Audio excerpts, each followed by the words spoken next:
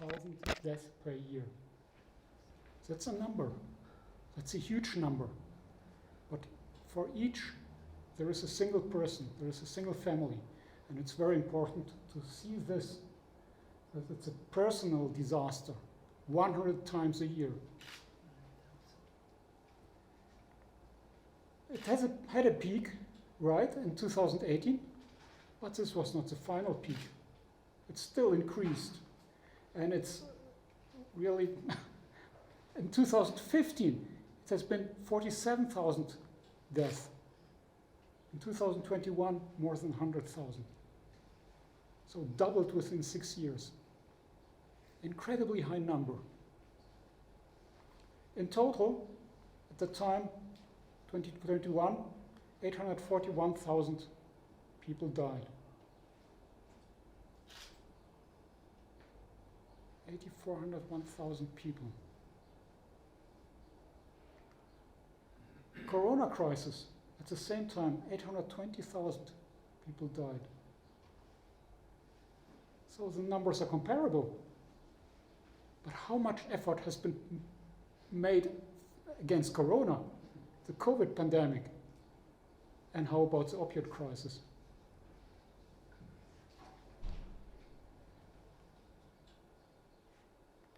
This is the numbers in Germany. Hey, we are great, huh? We have just 2,000 deaths per year due to drugs. Of course, this is totally wrong. 70,000 people died due to alcohol in Germany. 70,000. But this is the official number: 2,000 deaths due to illicit drugs. So this means, now a German sentence, German quote: Das Präventionskonzept unserer Polizei hat sich bewährt und wird ständig aktualisiert. Damit können wir Kinder und Jugendliche erreichen und ihnen die Gefahren des Drogenkonsums vergegenwärtigen. So we are successful in Germany. We have prevention. So we have no drug problem, right? Innenminister Strobel. I will try to command it as polite as possible. I could not disagree more. This number is a disaster because it has doubled within 10 years. The drug policy in Germany is a disaster. Although the number, 2,000, is much lower than what we have observed in the United States. So we don't have the opioid crisis comparable in size to the United States, but we have other problems. What are the reasons for the differences when we compare the United States and Germany with the drug death, with opioids, etc.? There are many different reasons. Why, of course, is the legal situation. So in Germany we do have this Betäubungsmittelgesetz, okay, which is very, very successful and not comparable to the United States. In the United States, many, if not almost all, of the deaths go back to prescription of painkillers. The reason for that is a cultural thinking. Have you been to a doctor in the United States? What is the first question he will ask? Do you have pain? Pain is a no-go in the United States. If you go to a hospital, do you have pain? No. Still, take some ibuprofen, you could get pain. I have experienced this twice, myself and with my daughter, the same situation. So there is a cultural thinking of pain. We can control pain, and pain is a no-go, and the hospitals get money dependent on the patients. And there are evaluations, and the hospitals think we have to control pain because this helps for good evaluations. And that's why this more and more became a rule, one can say. So we are pharmacists, like Patricia. She's also a pharmacist. I'm a chemist by training, but I'm responsible for the training of the pharmacists at the University of Freiburg. So what do? We try to identify painkillers without side effects. We try to identify the ideal analgesic compound. And we tried to sell this to other scientists, like here, time for non-addictive addictive pain, relief of pain, a non-toxic painkiller. Agent kills pain like morphine, avoid side effects. That's this cultural thinking from the scientific point of view. Oh, we can design painkillers without side effects. A safe opioid analgesic without abuse liability in primates, etc., etc. This simply can't work out, but still we try to sell this, and these are just the titles of important publications from Science, Nature, PNAS, Proceedings of the National Academy of Science in the United States, etc. This is just from 2016, 2017, when I started to give my lectures at schools, etc., about this problem. This is something from 2007, pain relief minus side effects. And you can find this for 50 years and longer. You can find such advertisement from scientists from 1947. Painkillers without side effects. That's what we call in Germany Heilsversprechen.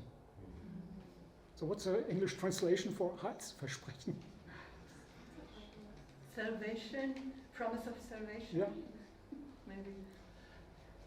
And even for us teachers, for us professors, we do have a journal, Forschung und Lehre. You might know this, and there was an article, Schmerzmittel ohne Suchtgefahr, in 2020. So even there was no criticism about this thinking. So there was no criticism about a pill for every pain thinking in the United States. Pain is no go, and there is no critical thinking among the scientists that we should not say that there is a painkiller without side effects. Instead, we try to sell it as good as possible. Now, this is another book. You have mentioned already some books, In Pain, from a person who has experienced the problems with OxyContin. And he writes, but for fundamental change to how pain management is delivered, so not just for more responsible opioid prescription was one of the starting points, but for a fundamental change to how pain management is delivered. As Ryder argues, no advances in medical technology will solve the public health problem of pain. As I mentioned, there is no effect without side effects. What he believes is required is a change in attitude towards the pill for every pain. This has to be changed. A change in attitude towards a pill for every pain culture in North America and more sustained funding structures for evidence-based, non-pharmacological treatments. Of course we need painkillers, definitely. But we should not promise that there is no side effect. From Lancet Journal, in the last year, another statement: to manage pain, greed must be managed as well.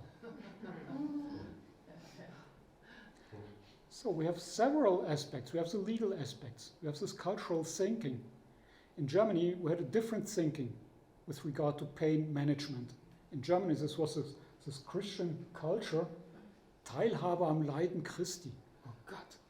It's not just the legal aspects, the different legal rules in the United States and Germany. And the next thing is the greed, die Gier. And there we are. There we are with Nangoldin. There we are with Purdue Pharma, with the Sackler family.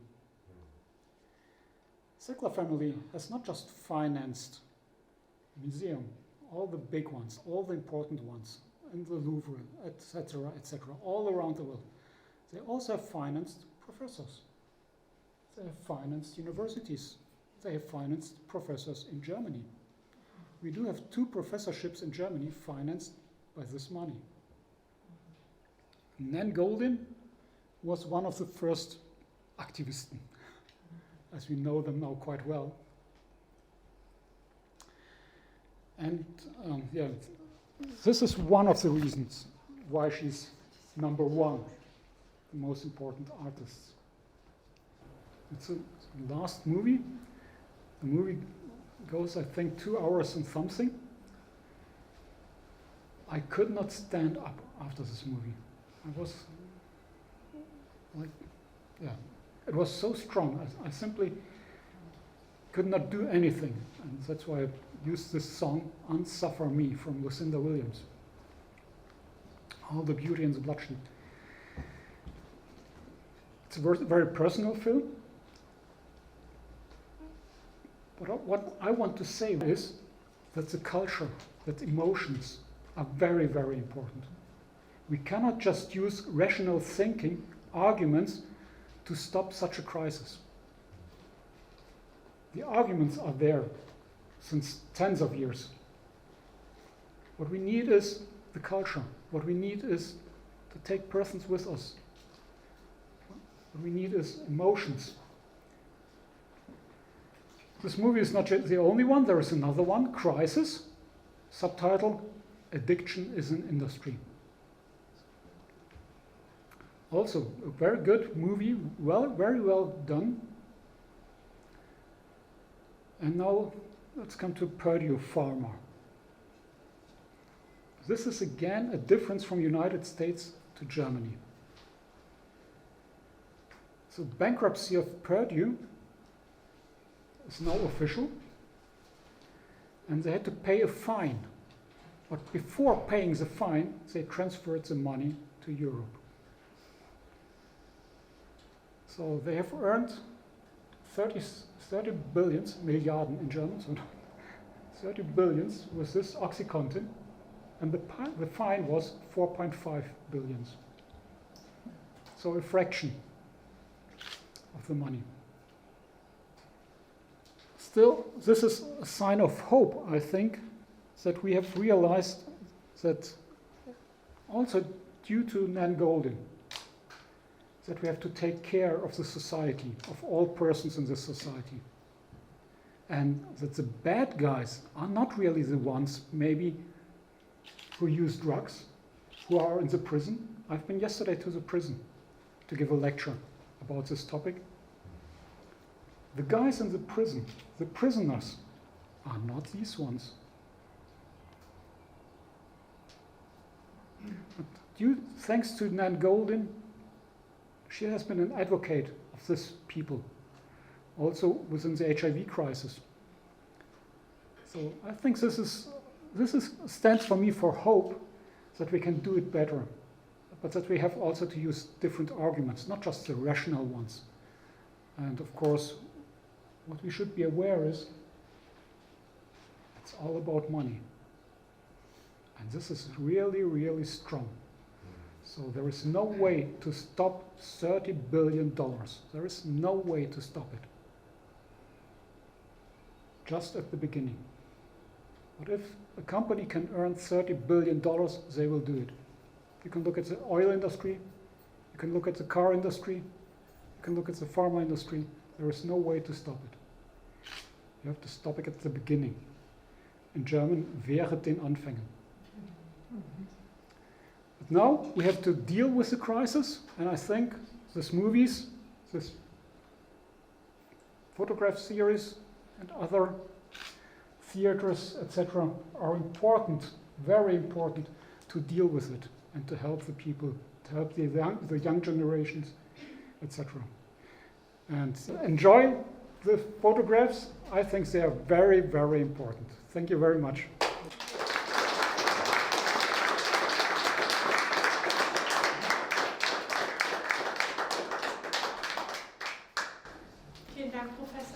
That was strong material, as is the exhibit. And I think what you said is really important, that we need a culture with emotion as well.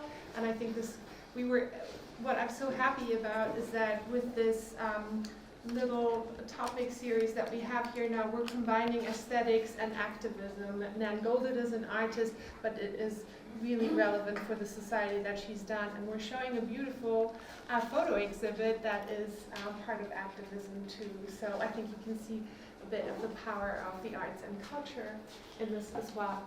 So enjoy and make use of him being here. He can also tell you about locally active pharma companies if you're interested. the next bad story. Yeah. Hazard.